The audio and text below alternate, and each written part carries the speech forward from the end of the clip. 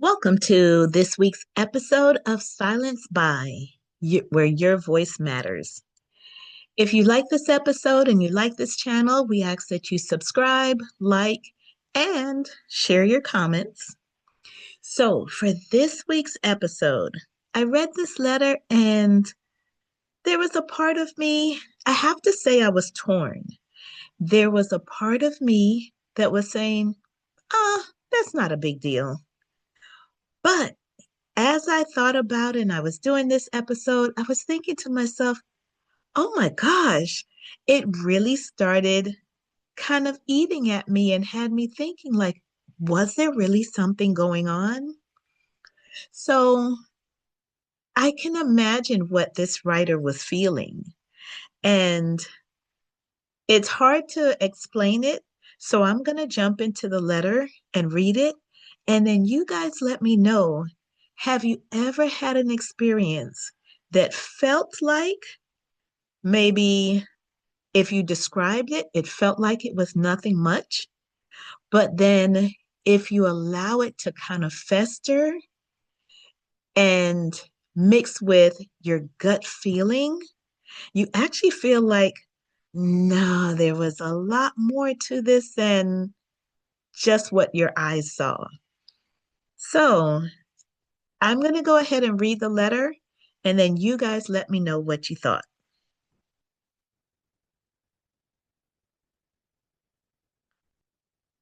Dear Gabby, I never thought I would be the woman writing one of these letters. My husband and I have been married for over 18 years.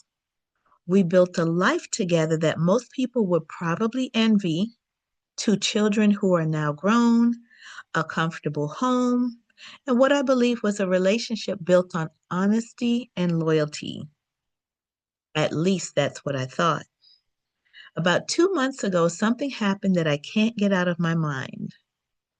I came home early from work one afternoon because a meeting was canceled. As I turned into our driveway, I noticed a car I didn't recognize parked near the garage. It was a dark blue sedan. I remember thinking maybe it belonged to one of our neighbors and someone just turned around in the driveway, but the car didn't move. As I pulled in, I noticed someone sitting inside, a woman. Looked startled when she saw me pull up. Within seconds, she started the car and drove away. Now, I've got to interrupt right here. The fact that this woman looked startled, didn't say anything, didn't explain anything, and immediately drove away, that is suspicious. That would have eaten at me. Okay, let's continue. So the entire interaction lasted maybe 10 seconds, but something about it didn't sit right with me. When I went inside, my husband was in the kitchen like nothing had happened, calm, casual, completely normal. I asked him if someone had been there. He looked confused and said no. No hesitation, no pause, just no. I mentioned the car. He laughed and said maybe I saw the neighbor's cleaning lady or someone making a delivery, but I know what I saw. And what bothered me even more was the way he quickly changed the subject. Okay, so pause there. That's strike number two. Okay, let me keep reading because I really got into this letter. Since that day, I've started noticing other small things. He's more protective over his phone. Oh, strike three.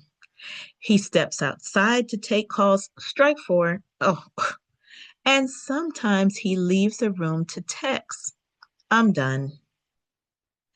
And the thing that hurts the most is the doubt. Am I living with a stranger? Okay, this is the part, pause for a second. This is the part that the woman leaving, seeming startled, the husband changing the subject, all of that, him leaving to use the phone, all of that seems like suspicion. But then when you let that fester, it magnifies like 10 times worse. And that's where the doubt makes everything worse. All right, let's continue. So part of me wants to confront him and demand the truth. But another part of me is afraid to ask because I'm not sure I want to hear the answer. Pause again. Remember, this woman has been married for 18 years. There's a saying that says, if you don't want the answer, don't ask the question. All right, let's continue. What if I'm wrong and I destroy our marriage over suspicion? But what if I'm right and he's already destroyed it with lies? I keep thinking about the car and the woman inside it. Gabby, I feel like my entire life might be balanced on 10 seconds in a driveway. What would you do?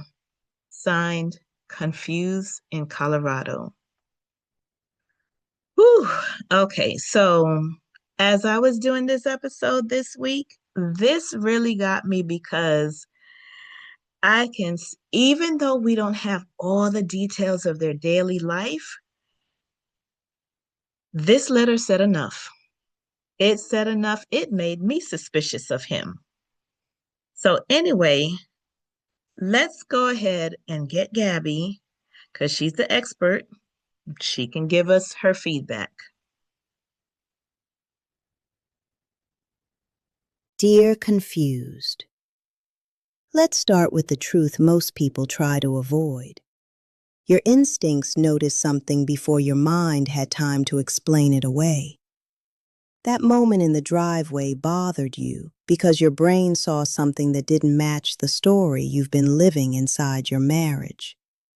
And when reality and the story don't line up, the mind starts asking questions.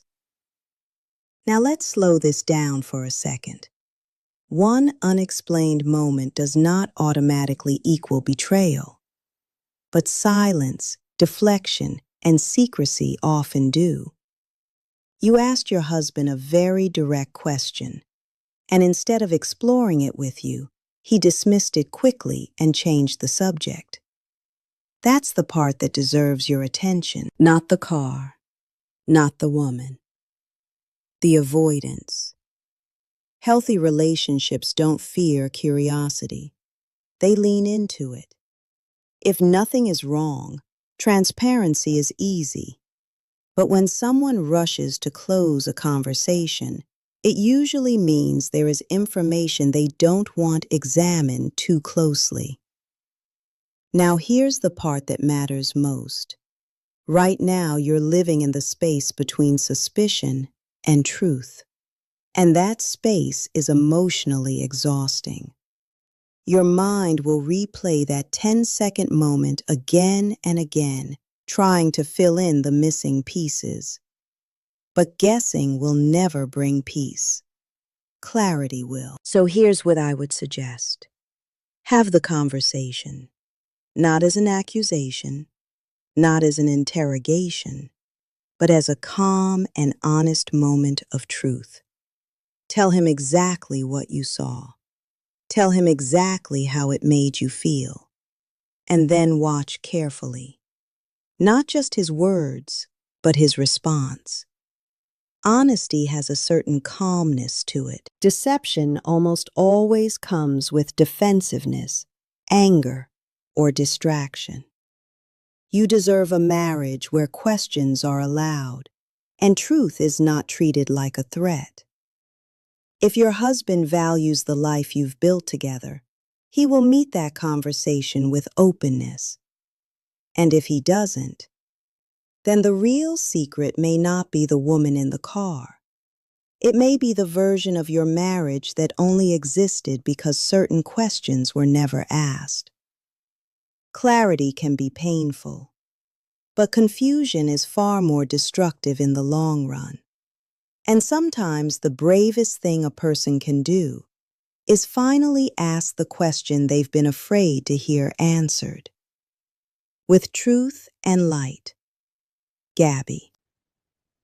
Okay, so once again, Gabby comes through with some great advice, but I think there's a few factors that we're assuming. We're assuming that this wife has self control, okay?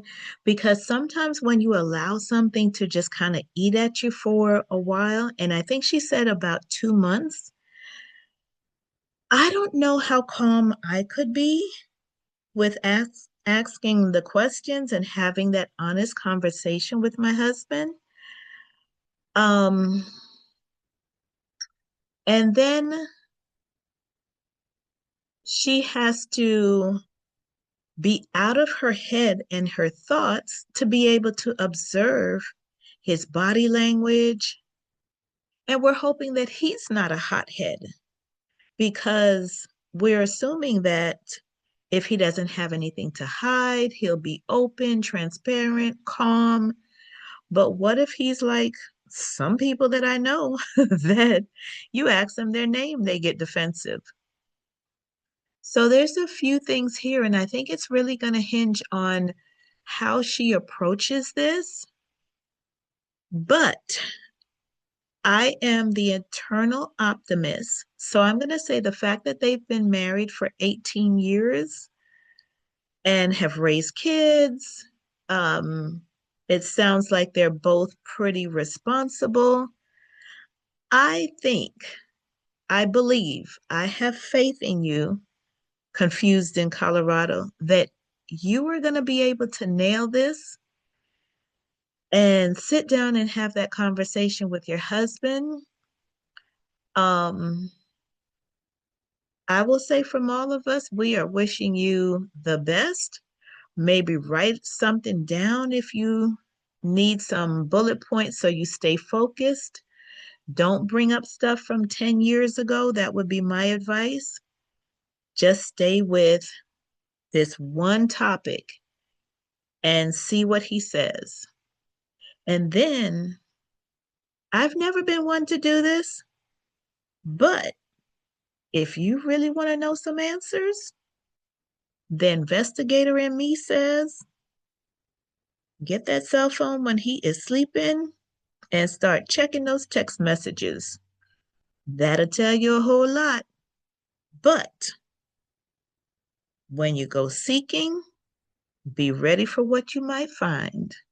So, anyway, that is all I have for this episode. I hope everything works out.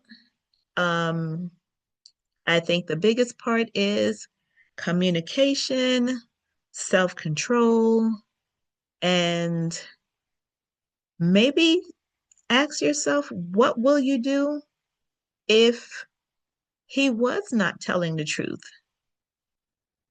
Do you want to work on your marriage and hold on to it? Or is this one incident a deal breaker? So that might be the question to ask yourself before you even go into the conversation with the husband, because the conversation could actually make it worse to the point where there is no coming back. But maybe if you go into the conversation with the mindset that whatever transpired, you are open to trying to make things work and honor yourself in the process. If it means you need to give yourself some time to listen to everything, sit with your feelings, weigh your past, your present, your future before making a decision, then I would say do that. But know what you're stepping into and be ready for whichever path the conversation takes. All right, that's all I've got. Thank you again, everybody, for watching another episode of Silence By. And if you have any comments, go ahead and put them in the comment section. We've actually opened up the comment section. So we look forward to hearing your comments.